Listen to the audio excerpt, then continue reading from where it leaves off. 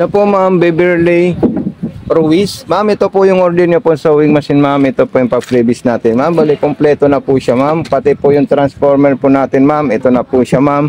Okay. So ito pong wire natin ma'am na kulay black.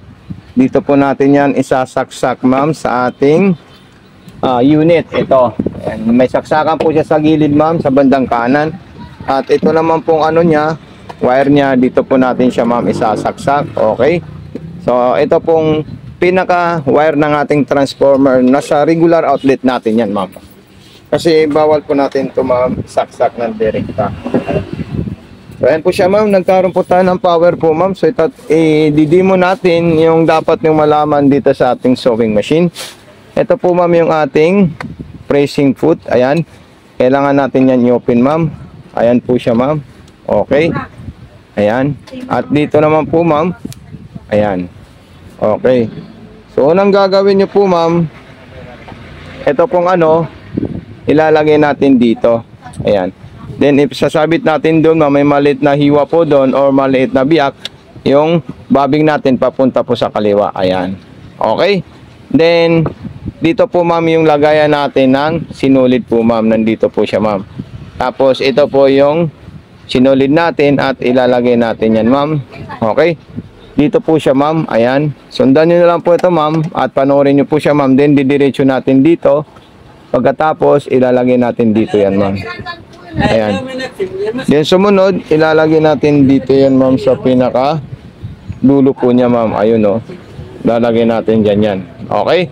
Then, papasok natin sa butas ng karayom. Straight line po siya. Ayan. Tuwid po yan, ma'am. Okay. So, ito po siya, ma'am. Ayan. Then, ipapasok natin ganyan po, ma'am. Ayan. Okay, ma'am. Beverly. Ayan. Okay. So, ang tamang pagpasok natin dyan, dire-diretso po siya doon. Ayan. Okay. Kung ano, pwede niyo po ito aralin itong automatic shooter feed natin. Ayan. So, ayan po siya, ma'am. Okay. Diretso po siya, ma'am, ha. Ayan. Pagkatapos, ikutin natin ito. Ayan. Ayan. Pagkatapos, gaganyan natin yan. Ayan. Ayan. Tapos, ilalagay natin at ipapasok natin sa likod. Ayan. At tapos ito, ilalagay natin dito. Ayan. Okay. Then, ito yung cotton natin kasi gusto natin testing siya sa cotton para makita nyo po siya. Ayan. Okay. So, ayan po siya, ma'am. Then, pipili po tayo ng mga design natin pang cotton. Ayan. Button start. Ayan po siya, ma'am. Then, atras abante. Ayan. Okay. I-stop natin yan. So, ayan. Napakaganda po ng design niya po, ma'am. Para sa mga maong, ito naman pinakadulo po, ma'am. Ayan. Sa mga zigzag yan, dyan lang po kayo pipili, ma'am. Kung ano po yung gugustuhin yung multiple design sa ating sewing machine. Ayan.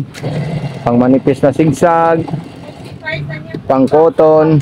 Ayan. Tapos pang maong.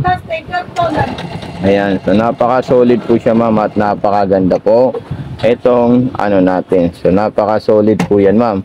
Then sa mga pang garterize, pipili na lang po kayo dito, ma'am, kung ano po yung magugustuhan yung pang garterize dito sa ating sewing machine. Sa low speed, pwede nyo po i-adjust ito kung gusto nyo mabagal, medium, ayan, at high. Okay po, ma'am.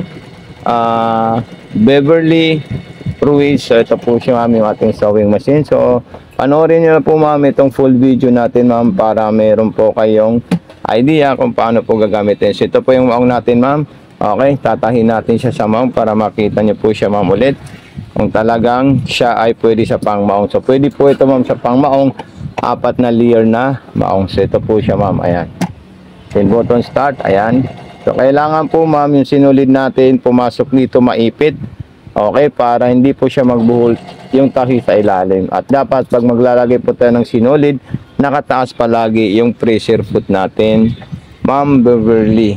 Okay, so maraming salamat sa iyo, Ma'am Beverly, sa pag-check out sa ating TikTok shop at pagtitiwala sa TikTok shop po, ma'am. Ayan. Nilalagay ko na po ito yung mga pa-freebies natin, ma'am. Ayan po siya, ma'am. Kompleto na po yan, ma'am. Okay, so thank you so much. God bless and more power po, Ma'am Beverly Ruiz.